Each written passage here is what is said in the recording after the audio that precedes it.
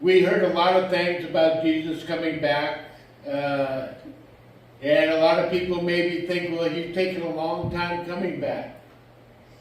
And a lot of people probably don't realize that God is long-suffering, and he doesn't want anyone to lose out not going to heaven. And so he is taking his time a little bit to make sure everyone has that chance. We want to start out with Lazarus being dead already for 4 days. It's John 11:17. It says, "Then when Jesus came, he found that he had lain in the grave 4 days already. Now Bethany was nigh unto Jerusalem, about 15 furlongs off, about 2 miles.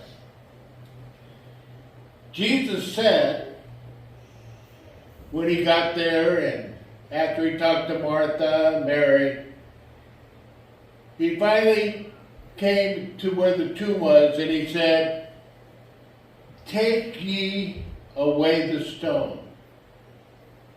Martha, the sister of him that was dead, saith unto him, Lord, by this time he stinketh, for he hath been dead 4 days." Now in the prophecies, it talks about Jesus when he died, that his body would not rot. And so that's why it rose in the 3rd day. In John 11:40 says, Jesus saith unto her, Said I not unto thee, that if thou wouldest believe, thou shouldest see the glory of God? Then they took away the stone from the place where the dead was laid, and Jesus lifted up his eyes and said, Father, I thank thee that thou hast heard me. And I knew that thou hearest me always, but because the people which stand by, I said it, that they may believe that thou hast sent me. And when he had thus spoken, he cried with a loud voice, Lazarus, come forth. And he that was dead came forth, bound hand and foot with grave clothes, and his face was bound about with a napkin. And I want everyone to catch this part. Jewish tradition was always the body was wrapped, and then the face was wrapped with a napkin. Okay? It says his face was bound with a napkin. Jesus said unto them, Loose him and let him go. So binding the face with a napkin was a tradition among the Jews. So let's read how Jesus was wrapped. Peter therefore went forth, and that other disciple came to the sepulchre. And that other disciple was John the Beloved. And they ran both together, and the other disciple, which was John the Beloved, outran Peter and came first to the sepulchre. And he, stooping down and looking in, saw the linen clothes lying. So the linen clothes are the clothes that are wrapped around the body. He found that they were lying, yet went he not in.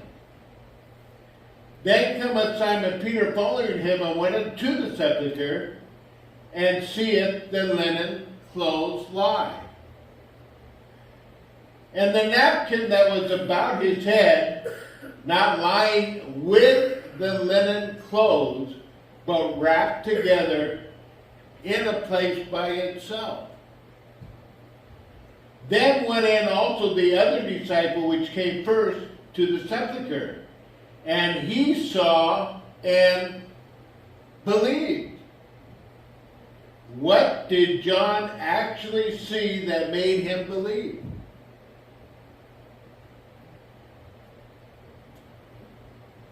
So let's read it again. And the napkin that was about his head, not lying with the linen clothes, but wrapped together in a place by itself.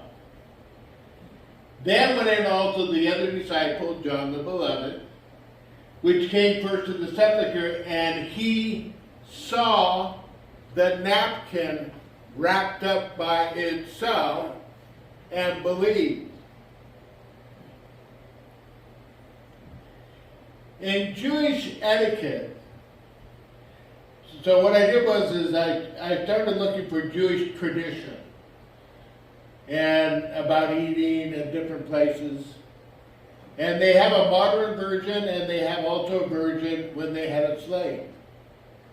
So the modern version is, if you go to a Jewish house to eat, a meal would like to return if invited, the custom is to fold one napkin neatly and place it to the side of one setting.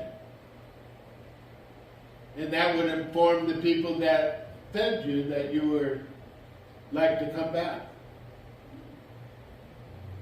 There's also a tradition, if one has a servant, that if that person crumbled the napkin and left, that person would not be coming back. So if he crumbled it in and just left, the servant knew that he could clean everything up because the master would be coming back. If that person neatly folded the napkin and left, that meant that that person would be returning. So Jesus told his disciples, I'm going to be crucified and die, and I'm going to rise on the third day, and I'm going to meet you in Samaria.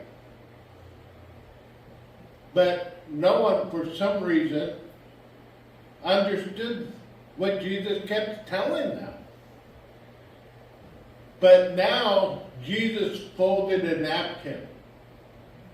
And when John the Beloved went in and he seen the napkin folded, he now knew that Jesus had rose again, and that they would be able to meet him. They would see him again.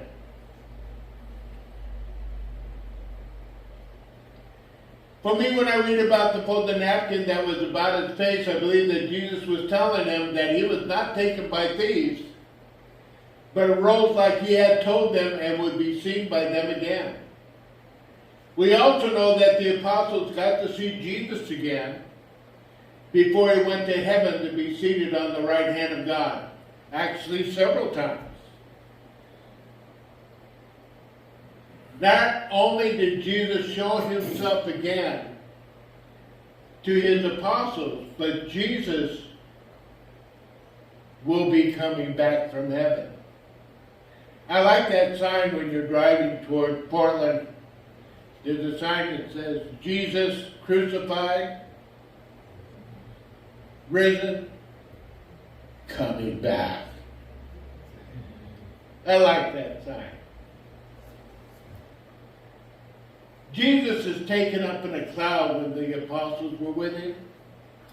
In Acts 1:9 it said, and when he had spoken these sayings, while they beheld, he was taken up, and a cloud received him out of their sight.